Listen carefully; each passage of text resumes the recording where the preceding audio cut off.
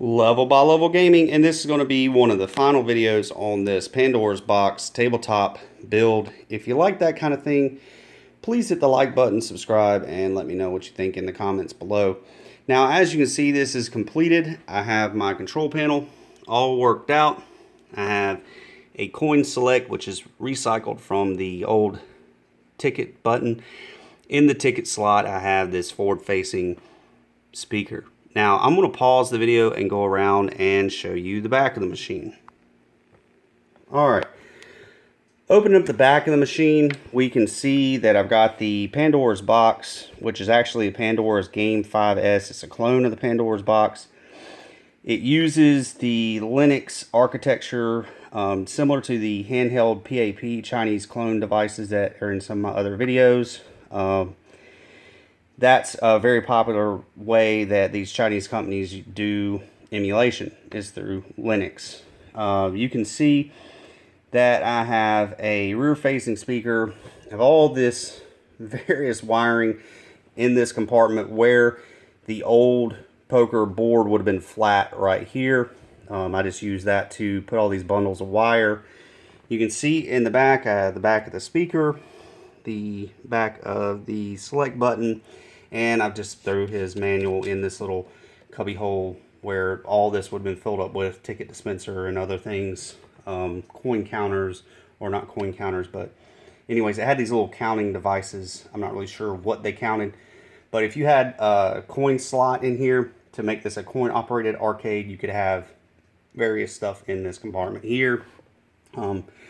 So even though I went with the Pandora's box on this, you could turn this into a coin operated machine fairly easily. This is a magnet on the back of this control panel for the monitor, so you can take it and walk around to the front and be able to see what you're doing when you're manipulating the screen with that control panel. Alright, now let's close it up and cut it on. Well, actually, while we're back here, you know what? Let's go ahead and hit this button on the side, and that goes into the system menu. As you can see, there's not a lot of stuff going on the side of this box. You have a volume button, which doesn't operate because we have it connected through a auxiliary jack, the VGA, and the system menu button. But when you hit the system menu, you can hear some classic music fire up. That's what they've used for the background music for the menu. So let me close it back up and pause it and go around to the front and show you the settings menu. Alright, the settings menu in here, you can do a button test, you can set up how many credits equal one coin equals one life, that kind of thing. How you exit the menu is you hit the start button and the coin button at the same time. Auto exit after 3 minutes, so if it just sits idle, it'll kick itself out. Also, game select mode any, I like that because it doesn't start a timer in the bottom of the screen. You can select through the games and look what's on this thing before you hit a coin button and it starts a timer. Quality optimization, I have that set to off because I don't like how it takes the old pixelization of the games and it smooths everything out.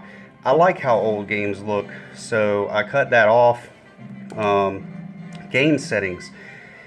In here you can go through, and if we hit the B button, it'll bring up display all, hide all, that kind of thing. Let's say I want to cut off King of Fighters, cut off these games one at a time, or put them back on. I can also hit the display all and bring them all back. And I can also hit the hide all. And now I can go through and say, I don't want any of these King of Fighters. Well, maybe I'll take the King of Fighter 10th edition or whatever. Oh, I like SNK or the Neo Geo versus Capcom there. Let's keep some Samurai Showdown, and so on and so forth. Or if I just want to get them all back again, I can hit the display all, get them all back, so on and so forth.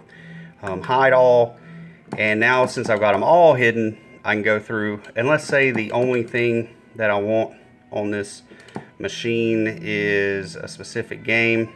Let's say, what's something I haven't shown yet?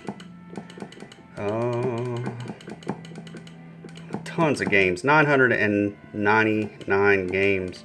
I'm trying to think of something. Like, see this example, these Jackie Chan games, I don't think they're the greatest in the world. Some people might really like those, but I would leave those off. Just me. Lots of games. Oh, Cadillacs and Dinosaurs. All right. So let's go with Cadillacs and Dinosaurs. Let's say that's the only thing I wanted on this machine, which would be silly because there's tons of stuff, but let's go back,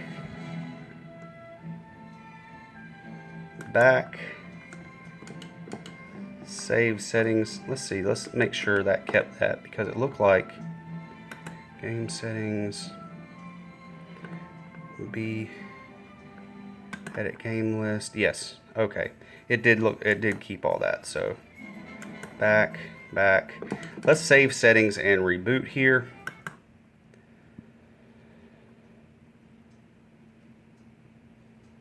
Now, if I did this correct, the only thing that this machine has is Cadillacs and Dinosaurs, so it will automatically fire up into that. There's no options, there's no other games. You could make this a dedicated machine if you wanted to, if you had one specific game, or if you were setting this up for a kid and you don't want to give them tons of options.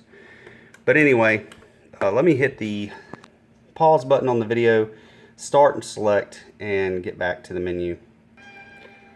Alright, we're back into the menu, and let's say we want to add, we don't want it to be dedicated to one machine or one game for the whole machine. We do want other ones on here. Let's hide all, or actually let's just go and select another one here. Let's select this Lethal Crash Race and